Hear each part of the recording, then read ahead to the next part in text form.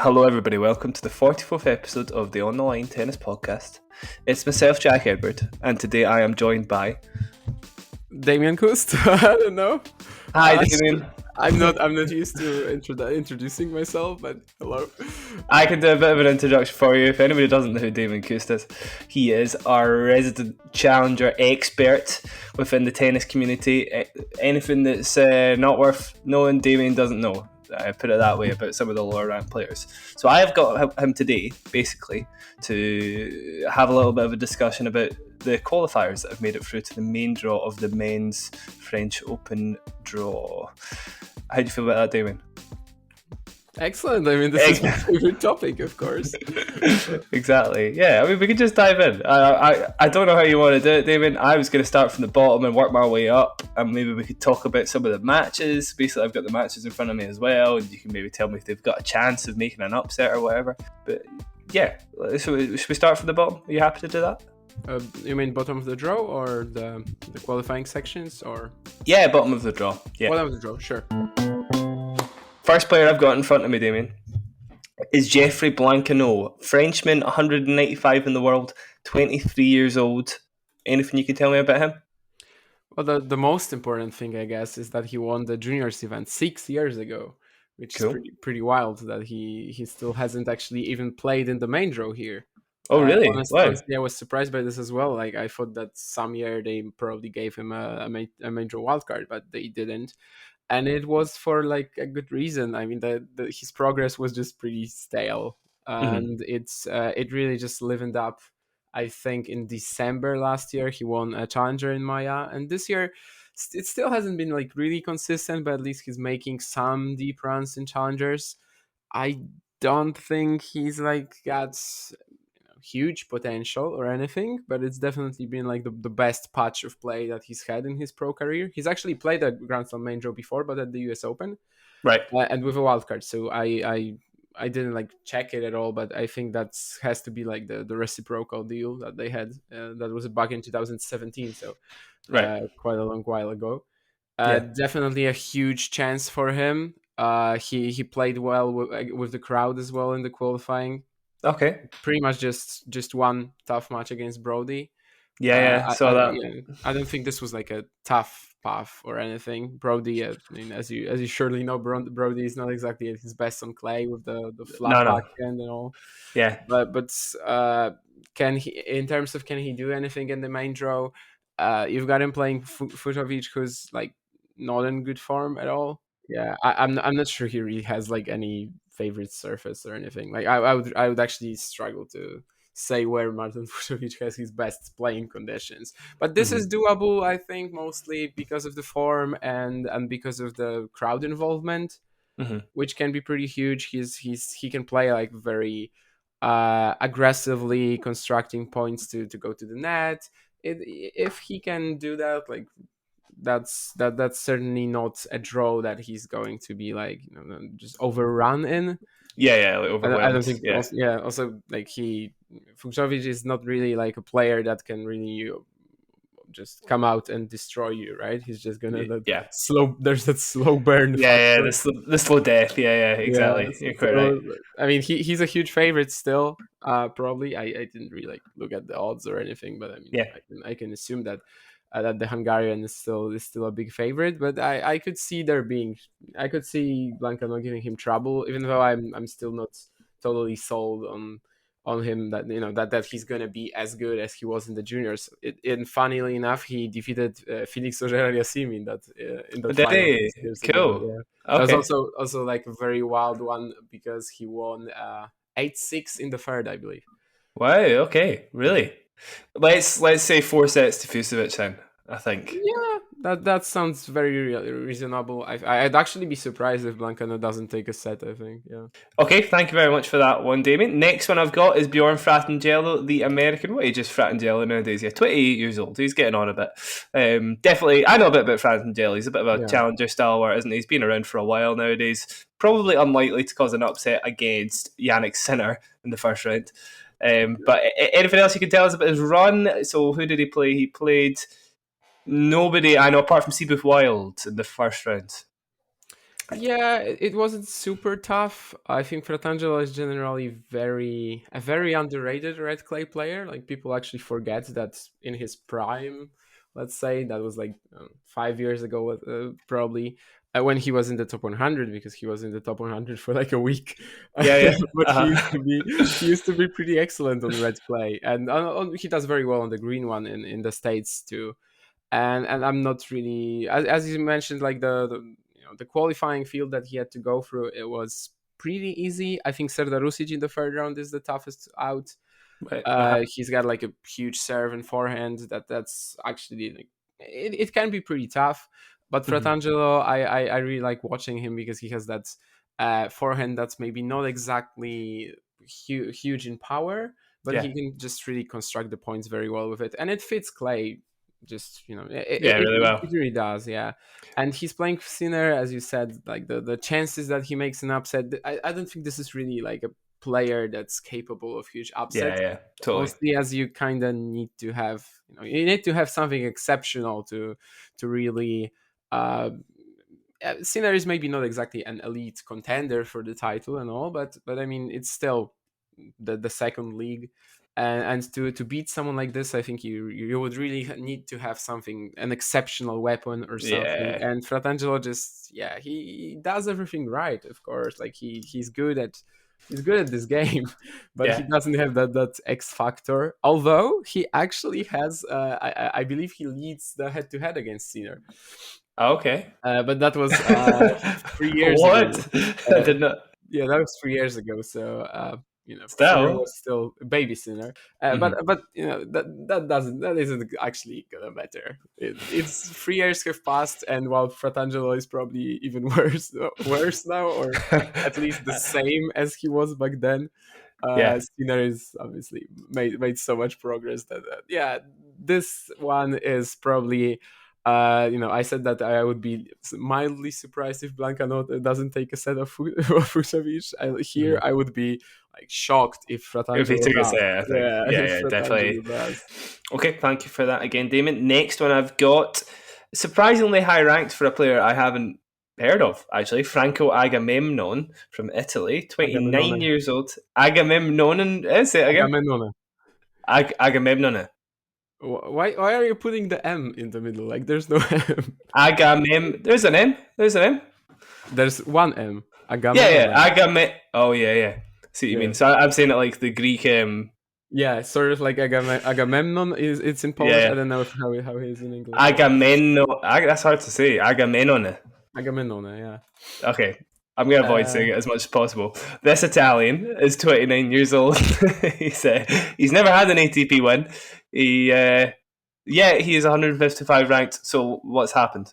Do you know, Damien? This is a very weird story, actually, because he's from Argentina. He started representing Italy, I believe, like in 2020, Mm-hmm. and he got a doping suspension. He was never like really. He wasn't even a challenger player like at all. He got a doping suspension, then came back from it, and then suddenly his career just blew up to this extent. In 2021, the first half of the year, he was literally just winning ITFs left and right, and then followed it up with challengers. Just smoothly went there. He first won a challenger 50, the lowest category, then an 80, actually over Baez in the final, which was super impressive at the time, and Wow. also won one this year. So it's just, and he was 28 when he won his maiden challenger title. So it's just the number of wins that he had last year was like incredible. I do have to check that because I can't. I'm not going to remember this, but it's like 80 something, I think. Wow, oh my god. But obviously And that sort of thing gets eclipsed by your Bonzi's Greek Spurs of last year, and yeah, these sort of stories kind of slip through the cracks. I've not even heard of the guy. yeah, it's That's, 81, and if I remember correctly, it was like 50 something in the first half of the year when he was playing ITFs. mhm, Then he just got 20 more in challengers. Absolutely ridiculous and out of nowhere. But he's super solid. mhm, Doesn't Yeah, it's not. It's also not a guy who's just gonna go out and beat great players. But mhm. I think this is consistency is probably what he's most known for. Right. Okay. Again, it was always very hard to like estimate where he would actually stop. It always seemed like that run that he had in 2021 that was not really repeatable, but he's doing it this year again. Obviously he's a lucky loser here. He actually lost to Zdeněk Kolář in the final qualies round, but in the first one he had a fantastic win over Daniel Galan, Yeah. who everyone Second. thought was just gonna rip through this Yeah. qualies draw in the I was form gonna that say. he's had it. I was gonna say, for those that don't know, he's the second seed in the qualifying Yeah. draw. So yeah, obviously a massive deal. You're right. That was supposed to be like the one of the easiest sections, where everyone was just looking at Galan and saying, "Yeah, Galan is going to qualify. He's been phenomenal this year." Yeah. And Galan, I thought that Agamenone was probably the toughest test that he was going to get. But you know, he's got Mackenzie Mcdonald in the first round. This is certainly winnable. Yeah, I was gonna say, any chance of him out consistencying him, and you seem to think yes, maybe. I mean, yeah, he's not the favorite. McDonald had some decent clay runs, right? Even last year, I think he almost beat Garin here. Yeah. Yeah, like this 5-setter. Yeah. But Agamenone is certainly in it to win it. Like I really would struggle to say that McDonald is surely going to take it. No, definitely not. And I was going to say, against Basil Ashvili or Cressy in the second round as well. Definitely winnable. Absolutely, yeah. It's just such a weird story, because I can't remember how high his ranking was, like when his career high was when he started this incredible run. But I believe he kicked off 2021 as like the world number 675, around this. So in about a year, he just jumped into Grand Slam qualifying range, which was already at the age of 28. This is such a superb achievement. Yeah. If your whole life you've never really been even a challenger player, and then he keeps doing it and will actually debut in a Grand Slam main draw, and it's just absolutely crazy. That's amazingly cool. I love those sort of stories. The next qualifier I was going to talk about, Damian, incidentally, is the man who beat him in the qualifying round. Do you say it's Kolář? Yeah, the R. It's not a regular R. This is like there's some sort of thing at the top. I don't know Czech phonetics at all. Like I just know it's Kolář. Okay, cool. Yeah, so Zdeněk Kolář, is that what you said? Zdeněk Kolář, yeah. Cool. So Kolář beat him to get into the main draw. He is now against Lucas Pouille, 136 ranked and 25 years old. He's only ever played one ATP match and lost that. Bashtat 2018. Oh, really? Wow. That's some encyclopedia you just brought up there in your brain. No, I was... Honestly, this is just a player, I mean, I've been talking about so much over the past year that I don't know if that's right, actually. I actually have to check it, but yeah, against Ferrer, yeah. And it was also very... actually, maybe I'll just get into it, because he's often compared. Like, are there any people talking about players like Zdeněk Kolář? Well, I am. Some of my friends are. And he's often compared by us to David Ferrer, which is why I remember this match so vividly, because he's got this very similar energy on the court. Like I've also seen him seen this comparison that he's like the Energizer bunny of tennis.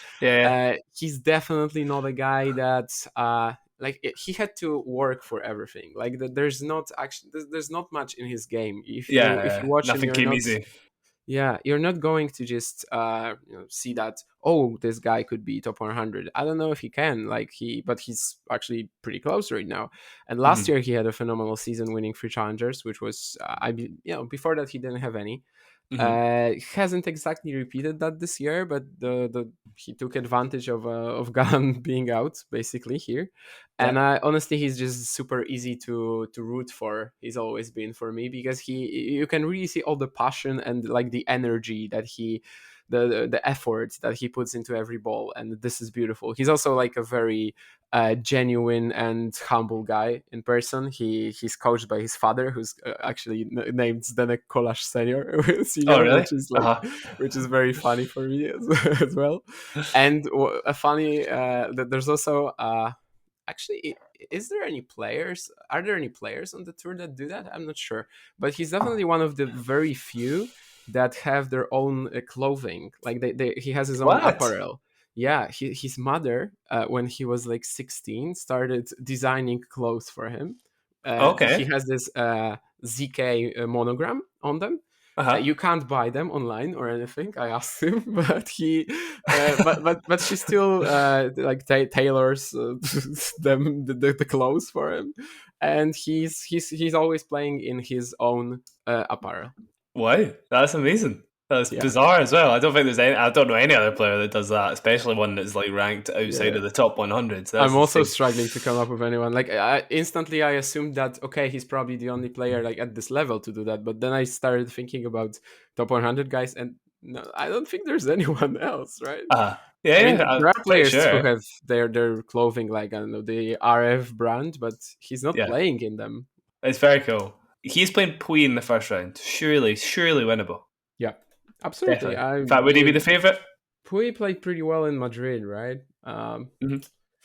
I don't know. I at this point, it's always pretty hard to know what to expect from Pouille. Like, he just literally goes from a match where you're like, okay, maybe he's gonna start coming back to something like the his most recent one was a easy loss to Oscar Otte, right, in Lyon, I Yeah. think.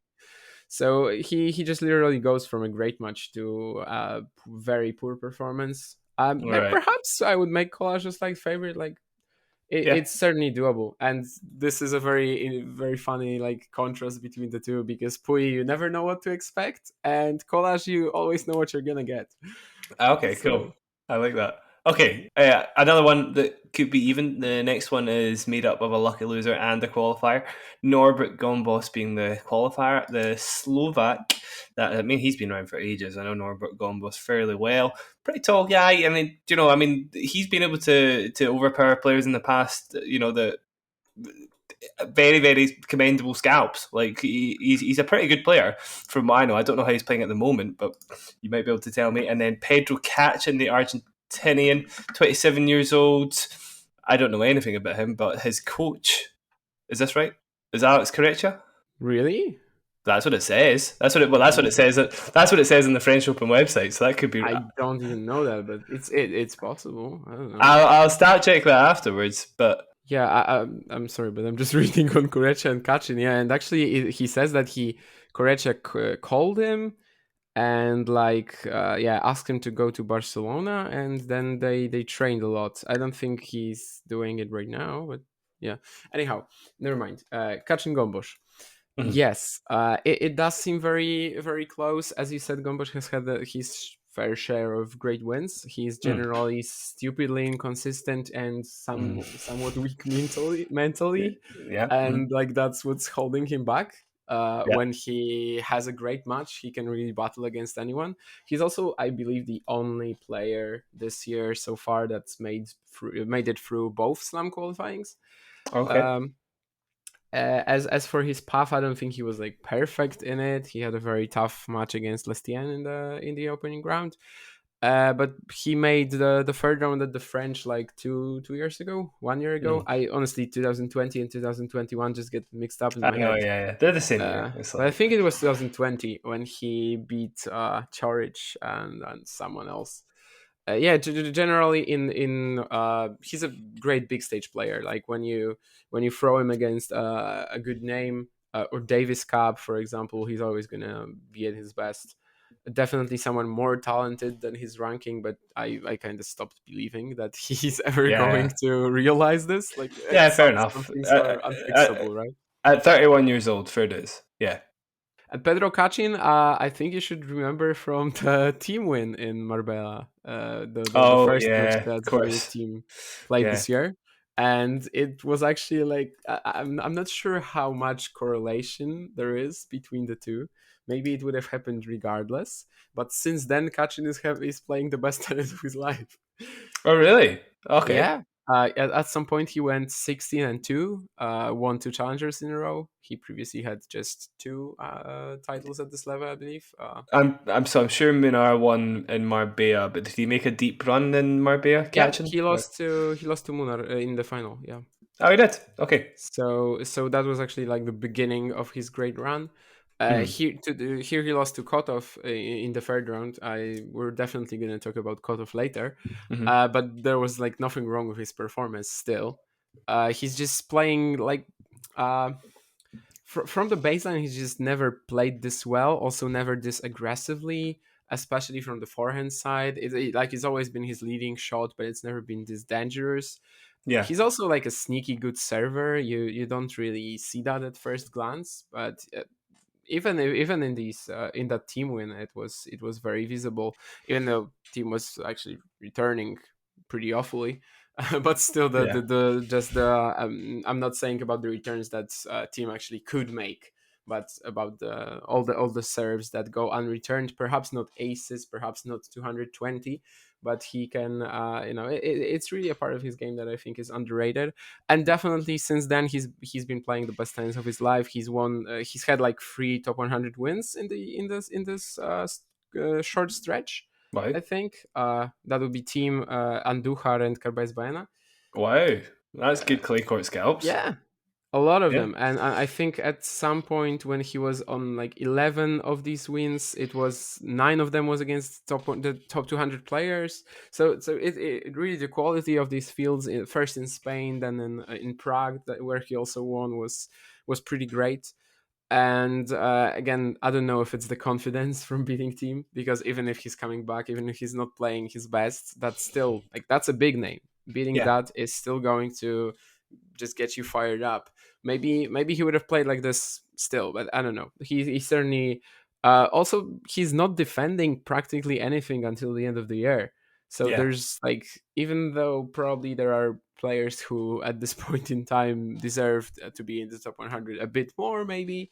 It's actually realistic that if he continues this form, he can be close to this in just a few months' time.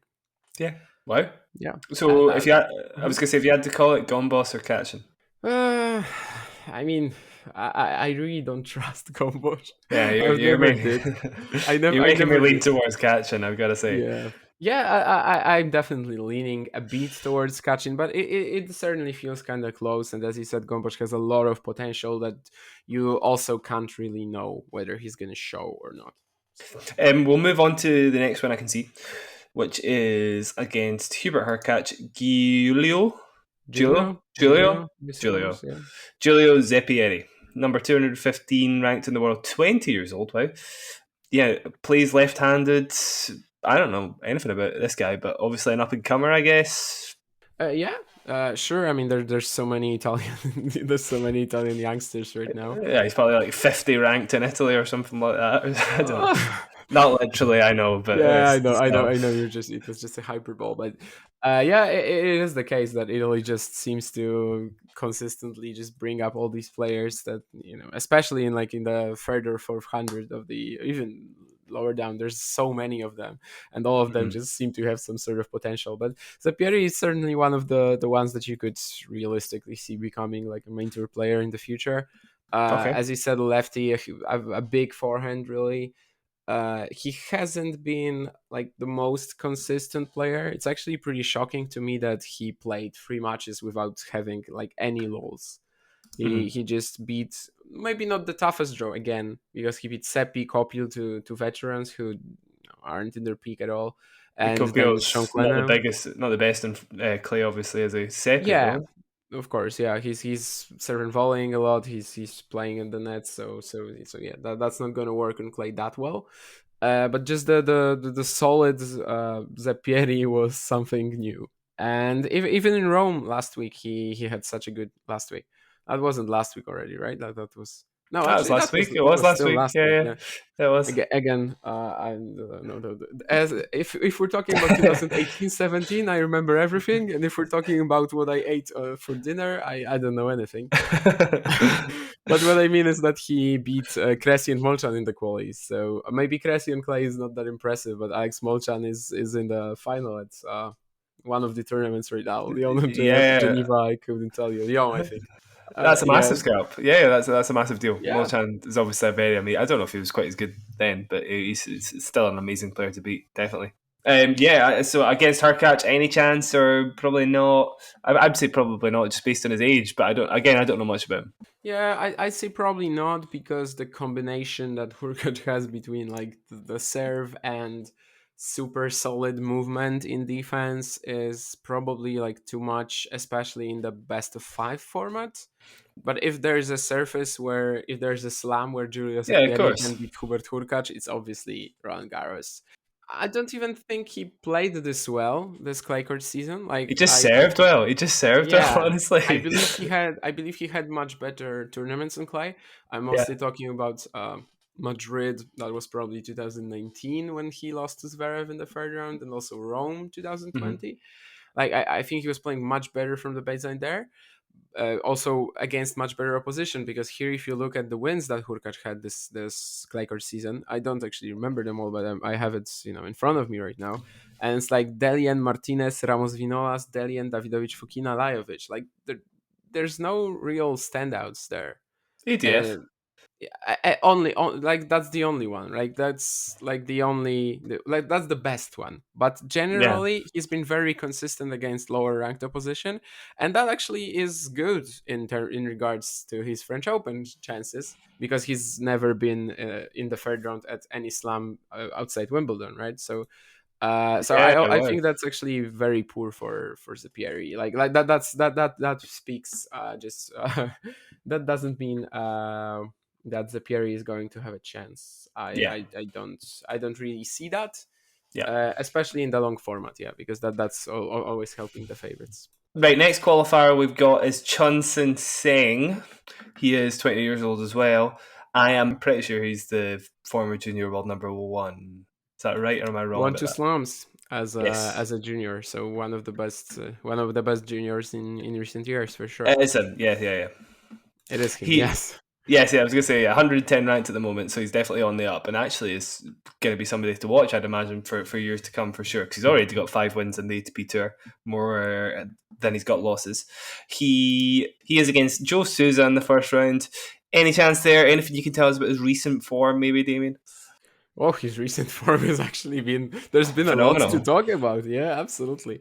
I've talked a lot of crap about Chun Sin Singh over the course of his career, because even when he was the fantastic junior, I didn't really believe in him because of physical limitations. He's just Yeah. very the build, the height is just not really allowing him to be as aggressive at to have weapons as that you need on the ATP tour.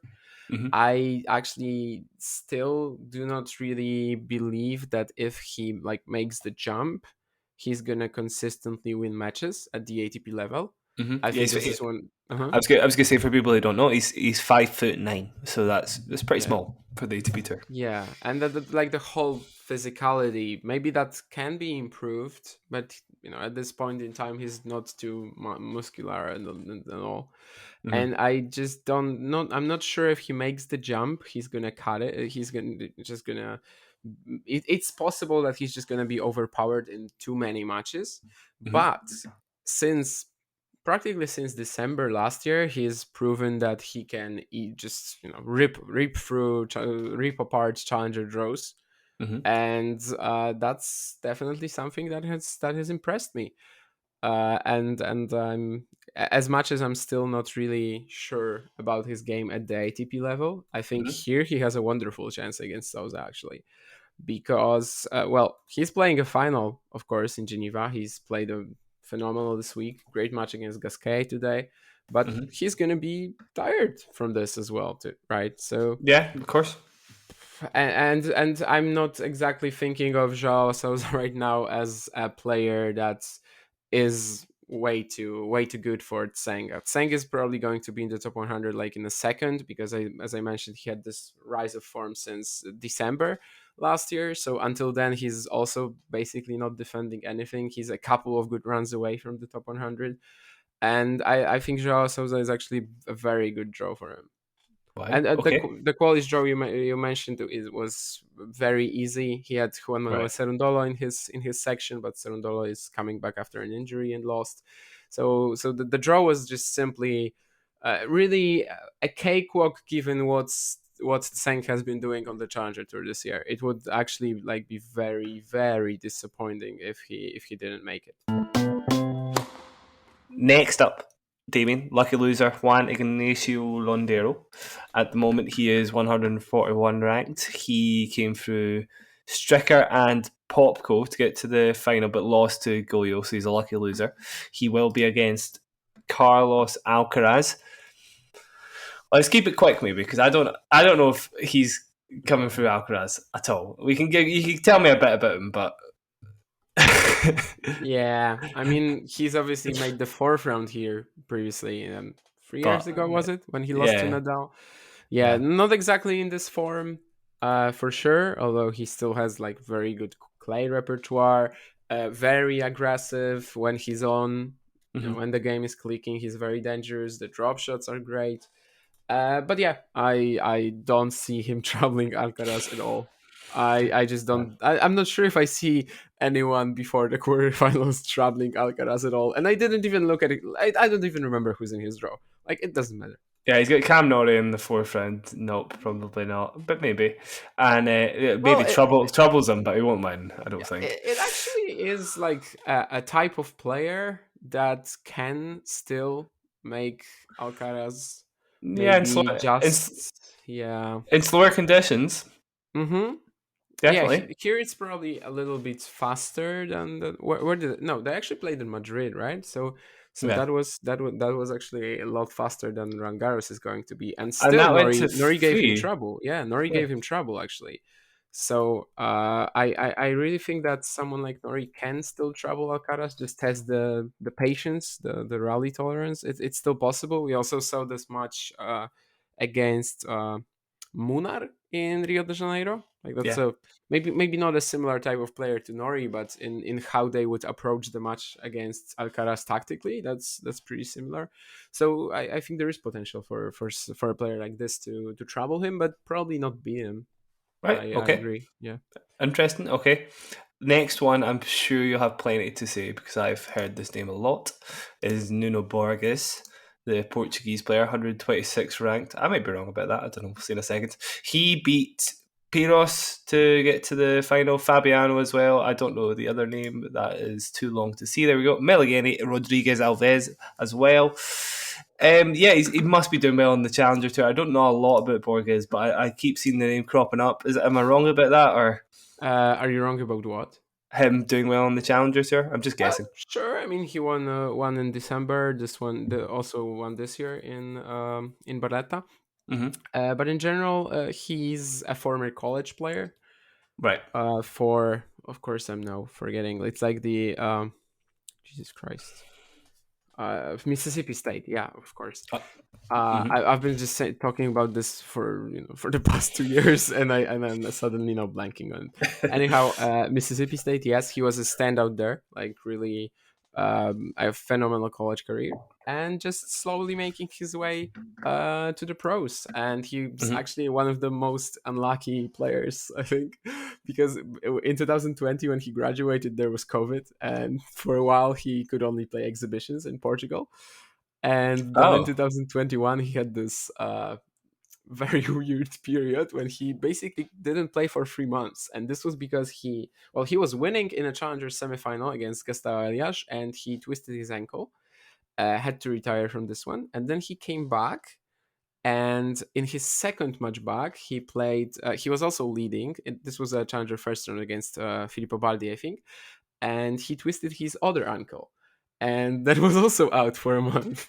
Wow! Oh my god! So it kind of stopped him in his tracks. And the funny thing is that in this tournament, I don't think he even in the qualies here, I don't think he really played his best. Right. But okay. He's got this quality of not really doing well, but still coming through, and I think that's actually maybe great for his potential. In the second round against Meligeni, which you mentioned, he hit 18 aces. This was like a phenomenal serving performance. The ones against Piros and the one against Fabiano weren't that great in terms of that, but that saved him really in the second round.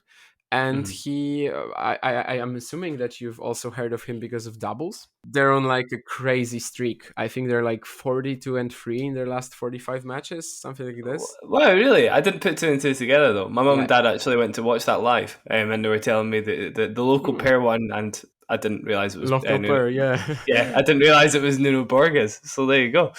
Could he possibly stumble his way through Karen Kachanov, or Yeah, I think yeah? this is actually one of the most interesting matchups of the first round. Hmm. Maybe even like of the whole first round. Maybe not only in terms of the qualifiers. Still, Yeah. Kachanov is the favorite, but it's not like he is in some sort of phenomenal form.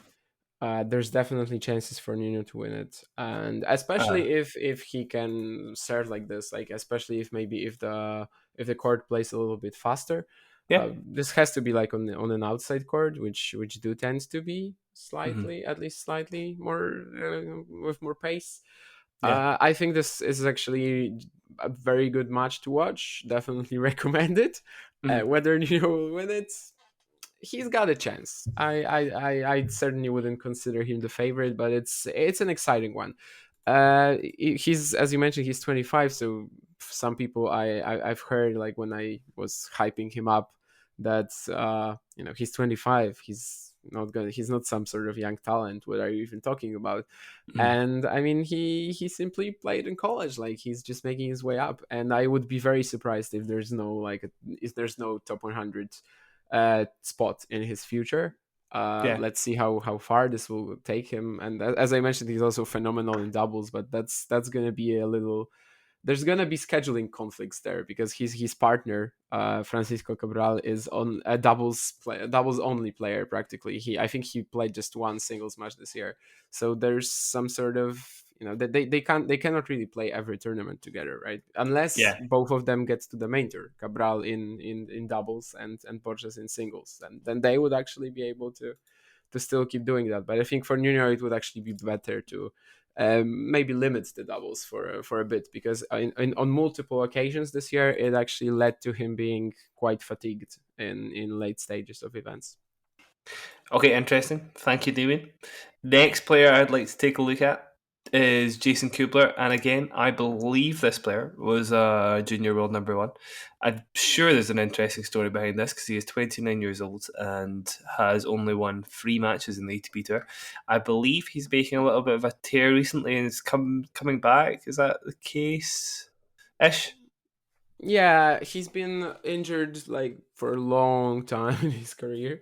Like Yeah. definitely tormented by this. I think the past 2 years he's been playing a lot.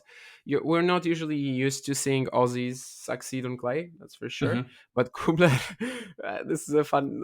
It's not funny actually from his standpoint, but the story is that he had knee injuries, and for like few seasons, couldn't tell you how many at this right now, but for a few seasons he played clay only actually because he couldn't Oh, play hard courts because of the knee injuries. yeah. So it was pretty, that's how he got all the experience. Wow. And yeah, I believe it was like 2000, 13, 14, 15, something like this. Yeah. He basically played only grass court. Grass courts, it was like one or two events, but he played pretty much clay only. So Yeah. that's how he's here. He also won two, I think it was in March and April there were two 25k ITFs organized in Hmm. Australia on clay. I didn't even know, honestly, they held pro events in Australia on clay, but he won them both, and then just came to the States and to Europe and was still doing very well. So not too surprised with this run. I think he's the only. I didn't actually check that, but I think he's the only qualifier who saved a match point on the way. Right. Yeah, Uh, against Radu Albert. exactly. Yeah, Albot had a match point in the second round. It sounds like Kupler could have a very good chance against Dennis Kudla. For sure. Yeah, probably. Favorite? Yeah, a slight one. I mean, Yeah. Kudla just isn't that great on red clay. Maybe Yeah. on the green one, sure, he's had a few good runs. Yeah. But in general, all his assets, that flat backhands don't really fit it. I think Yeah. Kudla is actually like one of the only grass court Grass courts. specialists. Yeah. Yeah, Yeah. Obviously he's had more success on hard in terms of challengers because there's just so many of them, and on grass you get 3 or 2 a year. But I believe I was checking the last year when he had this run at Wimbledon, and he, like, out of his 6 main tour quarterfinals, 4 were on grass or something like that. So Wow, it's pretty okay. crazy how, yeah, this is probably the only grass court specialist on the tour, really. But Yeah. yeah, Kudla's game doesn't really fit red clay that much, so Kubler is probably the favorite there. Yeah. Cool. Okay, interesting. Next player I've got in front of me is Santiago for Rodriguez Taverna. Wow, it's a mouthful. Argentine 22-year-old, pretty tall guy. Maybe he's got a big serve, I'm not sure. Faced Kuzmanov in his third round in qualifying, and Skatov and Haransky in the other 2 rounds. Anything you can tell me about him at 203 in the rankings? Yeah, he's a little bit streaky, but has a lot of potential due to the forehand. It's like a really huge weapon. The serve, I think he would get a little bit more out of that, but it's okay. It's absolutely fine. But he's got a lot of backhand liabilities. But Okay. still, sometimes when it's clicking, it just doesn't really matter. Yeah. And was it really the case in the qualies? A little bit of an easier run, maybe not the Kuzmanov win in the third round, but before Roland Garros qualies, he wasn't really playing well. He can really just get on a roll. He started the year beautifully. He was 9-0 at some point, and then just had a very poor run. Yeah, he just, the consistency in terms of his form isn't really there. But on a given day when his forehand is firing, he's very dangerous. But I'm not really saying that he can really do much to Fritz, probably. I think there were actually, when I saw the draw, I was definitely thinking that there's a few qualifiers that could be where Fritz could be in danger.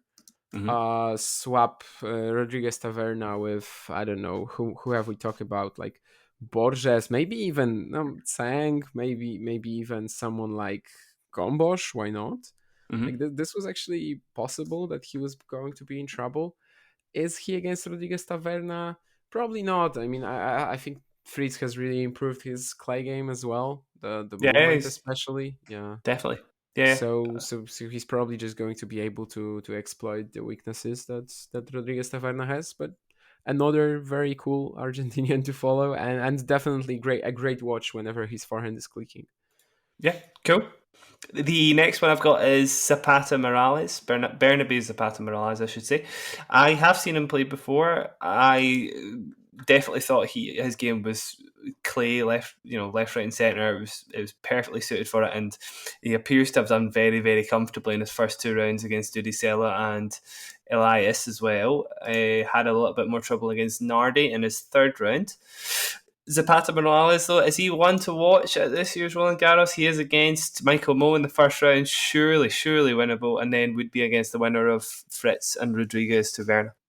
Yeah, it's possible. I mean, against Mmoh, he's probably a pretty big favorite, right? I would assume.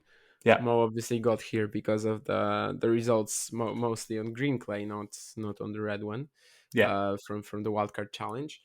And there is a possibility he could trouble Fritz. I think he has this phenomenal forehand, which is like the arm just goes so much like upwards after he hits the ball. It's really wait, Rafa or sort of. Obviously, he's a righty.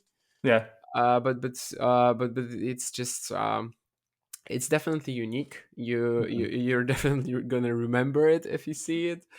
And it's a huge shot. It really is. I'm still like quite shocked that he has never been in the top 100, but I think it's there's still a lot of time for him to do it. And he's played well recently. The in Estoril in Barcelona, he reached the second rounds from the qualies, so all right, three wins each. Here in the qualifying draw, he, as you said, he had a tough one against Nardi, but Nardi is also like one of the more exciting talents, the young talents that we have. I don't know why I said also, because Zapata Mirage is not really young anymore, so I don't think I should be comparing 25. him. Yeah, I shouldn't be comparing him to Nardi. He's not Zapata Mirage is not an exciting young talent anymore, of course not. Yeah. But he's certainly a superb clay court player. The forehand is huge, and Mo, I really like his chances against. And I would love to see Zapata Mirage play Fritz in the second round. I'm not. He wouldn't be a favorite there anymore, of course. But I would just like to really see how the games of these players match up, because sometimes it just, a guy like maybe not Zapata Miralles, but some of these challenger guys, you watch them a whole year without actually playing someone, I don't know, from the top 20, and I'm actually really curious, like where they would stand on clay right now. Zapata Miralles against Fritz. It's not really a question that I can answer, I feel like, without seeing it. That might be the more interesting matchup to watch then if it does happen. It's probably quite likely to happen if Mo doesn't show up. Yeah. Yeah, cool. Quite an interesting one. The next one I've got in front of me is Sebastian Offner, the Austrian number 218 ranked player. He will be playing Zverev in the first round, so there is a chance maybe we won't be talking about him for too long, unless... What do you think? His peak, is it high enough? I don't really know enough about Offner. I've seen him play a few times, but it's not been pretty, to be honest. His peak is pretty high, I think, but he's just coming back after an injury. He had surgery in October, I think, so a 7 month break. A 7 month break. I think it was on his foot, and actually had a very good comeback. I mean, he's already won a challenger, even though he played like 5 events and he qualified here as well. So I'm a little bit, maybe not pissed, but it's just sad that he got Zverev in the first round, because that's a draw that probably kills his chances. Yeah. Funny thing is that Offner played one main draw of a slam before, and he reached the third round. Oh, did he? Wow. Yeah. When was that? Wimbledon, 2017, I would guess, something like Wow. this. Okay. Wow. Is it got Zverev 5 sets written all over it, or do you think that's behind Zverev nowadays? Do you think he gets through his first rounds easy enough? He obviously has recently, but I think he might still have the potential to go 5 sets against a qualifier. Yeah, last year he played Oscar Otte, right? Yeah, 5 sets. 5 sets, yeah. And Otte like won the first two and just wasn't really fit enough to beat him in 5. Yeah. Offner has the weapons, definitely. The serve is huge. It's possible if Zverev isn't at his best that he could trouble him and even potentially beat him. I don't know if it's realistic at all, but it's definitely there are spots in this draw where Offner would be able to do a lot, and just this probably isn't it. Yeah, right. Fair enough. The next player I've got is Pavel Kotov, the number 143 ranked Russian player, I assume. Yeah, he is Russian. Just the flag is gone in front of me, of course. He is playing Botic van de Zandschulp in the first round. You said you had a little bit to say about Kotov first. Yeah, I mean, sure. He's just a similarity sort of to Blancaneaux and Tseng. They've all improved massively since December last year. I don't know what happened. Okay. Like at the end of November or at the beginning of December to them, but they just jumped levels. They, especially Kotov, I think he's just showing levels that no one ever really thought he was going to have, and it's super hard to find a weak spot in his game. Wow. Okay. Yeah, he's just so complete. Not I'm just not really sure what at this level, at the ATP level. I think he's going to maybe lack just that sort of X factor, doing something exceptionally well. But right now in challengers, I'm just not really seeing much weaknesses in his game. He still hasn't really played against many higher ranked opponents. He actually only has one top 100 win, and this is from Marrakesh this year against Greek Sport. He's also scored he's scored 3 of his best ever wins, like ranking wise, in this year. So he's definitely making some moves upwards. I think the mental performance has been so much better, and in the qualies, I think he had the most impressive path out of anyone. Like he just played at least 2 very tough opponents, Rodionov and Cachin. Of course, yeah. I'm not Forgot sure, Kachin was a lucky loser. Yeah. yeah. Whether he can trouble Botic van de Zandschulp, Maybe, I don't know. Like Van de Zandel's been playing really, really well on clay, to be fair, but it's not very Yeah, typical for me. It's not a very typical clay court game, to be honest. And I don't know enough about Kotov really to say if the matchup will work very well, to be honest. But I think it's a misconception that Van de Zandschulp isn't good on clay. no, I'm Uh, not. I'm not saying he's not good. I'm just saying it's not mhm. typical. Definitely. Yeah, I still think that that's not correct. Like I've seen this opinion from a lot of people. I don't quite get it. I don't think he's as aggressive as people think he is. Hmm. I think in a lot of matchups, he's just really happy to just trade blows from the back of the court and actually play some counter punching tennis. And on clay, Hmm. he can actually do that. I remember when I started watching Putting Van de Zandschool play, I also had this thought in my mind that he's just a big serve, big weapons, and all. But then remember when I saw him live a few times, I remember I had this feeling that his defense is just so underrated. Hmm. In terms of how they match up, it's pretty hard to tell. Kotov doesn't really have a huge weapon, but he's got this very also a very unique forehand with a lot of backswing where it really creates some nice angles. Hmm. I would maybe kind of like I wouldn't compare this forehand to this guy, but I would say he's sort of like Miomir Kecmanovic in a way, like that he's just super solid from both wings and can just maneuver the ball so well around the court. Hmm. I would definitely wouldn't call him a favorite against Van de Zandschulp, but it's not out of it's not an extreme possibility. Yeah, it's definitely not out of the question. The next player I've got is Borna Gojo even.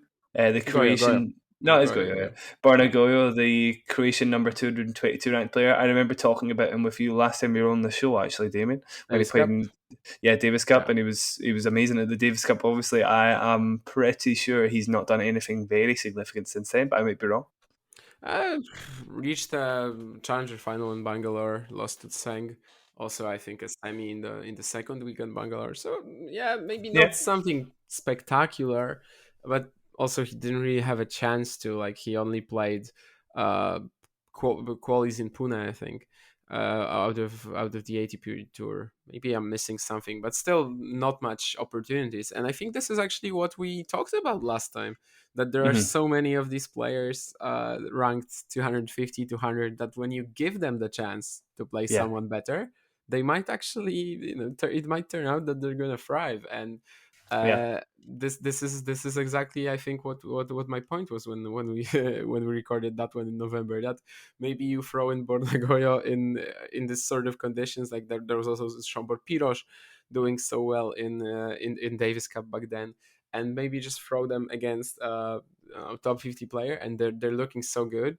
But yeah, why aren't they at this level? Because normally they don't really play these guys. It's sometimes a lot harder to get to the main tour than be competitive on it.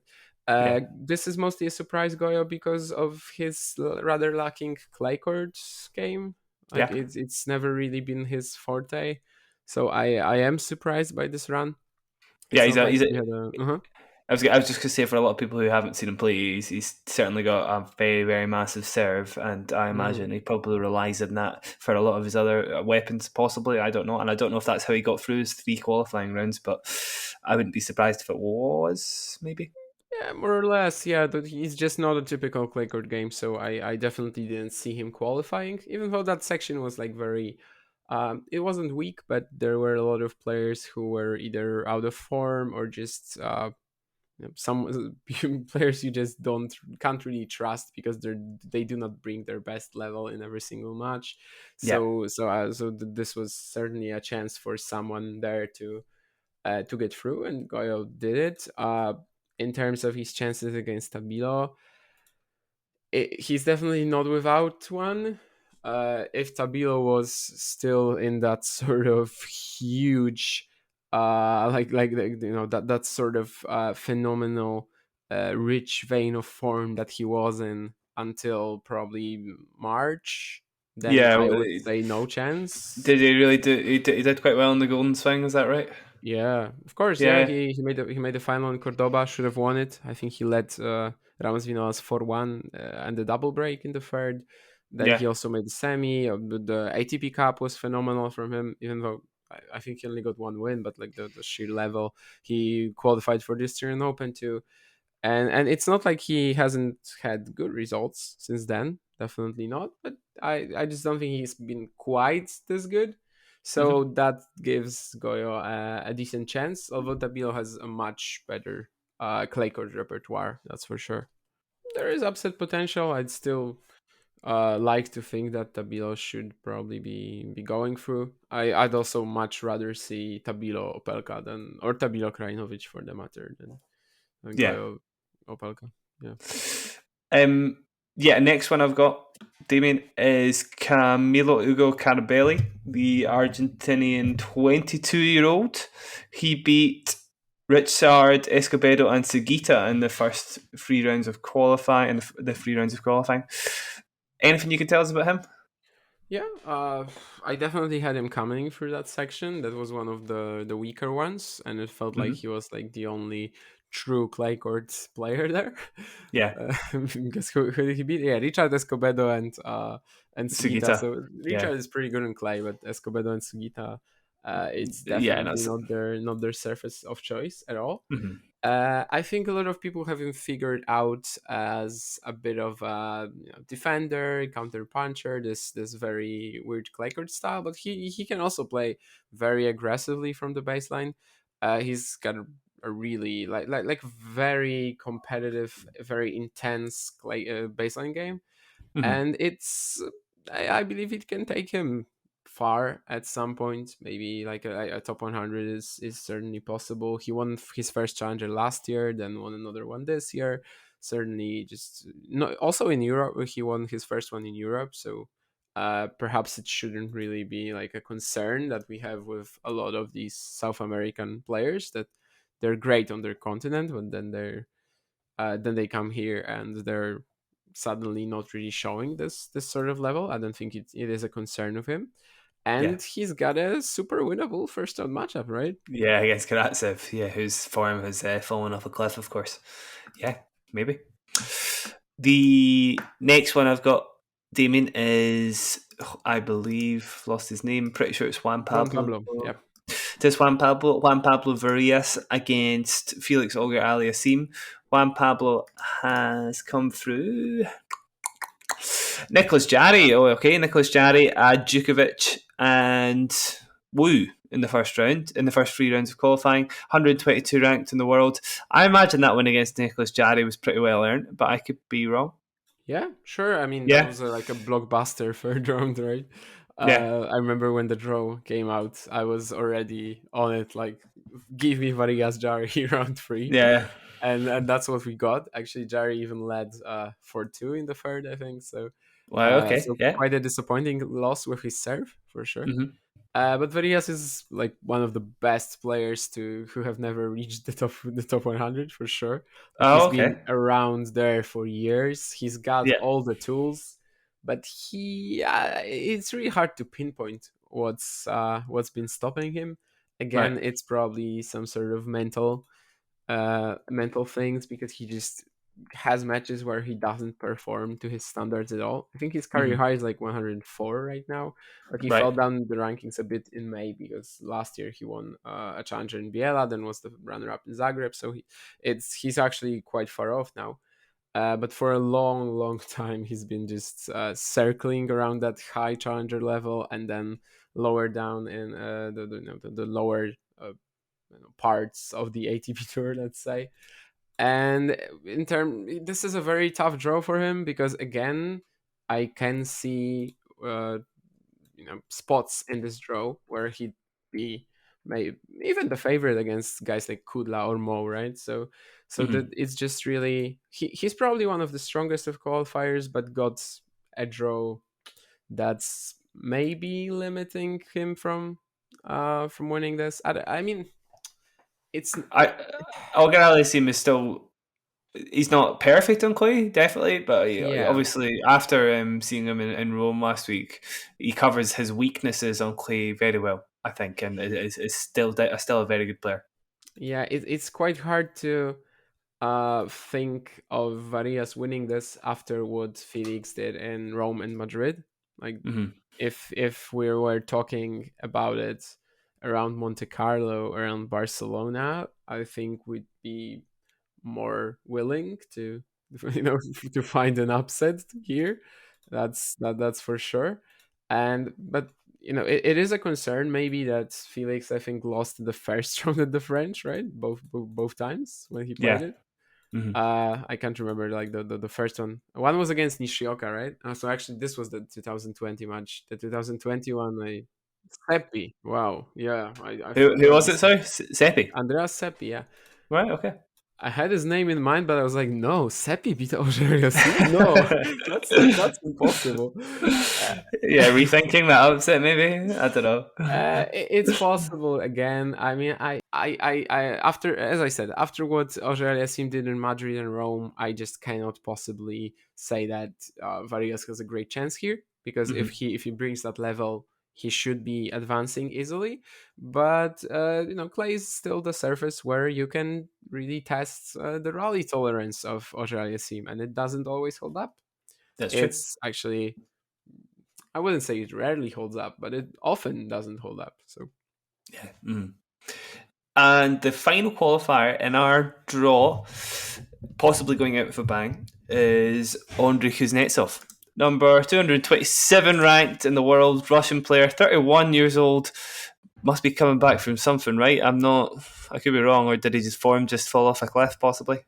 No, he was missing for like 3 years, I believe. Yeah. Almost 3 years, yeah. He peaked at 39, I think, in the 39 in the world. Yeah, I've got it here. So he was even coaching Evgeny Donskoy during his break. So like it was just uncertain if he was ever going to come back. So he hasn't, like, he played a slam main draw in the 2020 US Open with a protected ranking, but before that he played one 2017. So in fact we've only seen him at one slam in the past 5 years, and it's a pretty shocking qualifying campaign, because he was 1-5, I believe, on the. I would have to check it, but I think it's the case. I checked it today. He was 1-5 this year on clay before coming to Paris, and it just hasn't really been a good season for him at all. But he does seem to peak for qualifying, for slam qualifying, which might sound a little weird given I just said that he hasn't really been able to qualify for anything. But even last year he had a phenomenal win against Ilya Ivashka here. Okay. And he just went through maybe a somewhat favorable draw. But still, Ryan Peniston was in a challenger final recently. Marco Druheliti is obviously the goat of the Grand Slam qualifying. He qualified for 8 slams already, and he's usually, I think, 3 in a row as well. And he usually just would rather kill himself than lose in the final qualifying round. Yeah. So it's a weird run. It's certainly unexpected. I don't think he has much of a chance against Schwartzman, mostly as even if Schwartzman was not really feeling his best, like not playing great, which is possible. We haven't really seen him keeping steady form, but even if, like, I just don't really buy Kuznetsov beating him, I don't know, in long rallies or physically staying with Diego. Like, it's seems not possible. So very quickly, our ones to watch possibly, or the ones that might have a chance, could be Agamenone. Agamenone, possibly. That's against Mackenzie Mcdonald. Probably, definitely Kolář will be the favourite against Pouille, we believe. Maybe. More or less, yeah. Maybe. Cachin Gombos, obviously, both qualifiers. And you think, I can't remember what we said for that, maybe Cachin? We said that Cachin has a slight edge, but it's, It says 6.5 dozen, probably. Yeah. Singh against Sousa. Definitely. Borges v Kachanov. Kubler v Kudla. Zapata Morales against Michael Moe, definitely. And Ugo Carabelli against Karatsev as well? Oh, of course, yeah. I couldn't see him there. Oh, yeah, no, I wasn't quite that far up. And Bernabeu as well against Alejandro Tabillo. Yeah, I think they're the ones to watch. Probably Damian. We will end there. Plenty of information there, Damian. Thank you very much. Again, as always, I pretty much have you on the show so that I can learn a lot, but hopefully our audience also learned something too. You were a valuable resource of information, as always. Thank you very much for coming on. If you want to catch any of... If Damian might not let me plug, I don't know, but if you want to catch any of Damian's work, give him a follow on Twitter or something. You can catch him at his Twitter handle, Damian Kust, right? At Damian Kust. Yeah, or Kust Damian, I don't know. Yeah, it's probably Damian Kust, yeah. It's probably Damian Kust. Cool. If you want to catch any of my work, go to onlinetennis.uk. Thank you very much for listening this first way. We'll catch you next time on the Online Tennis Podcast. Enjoy the French Open. Cheers.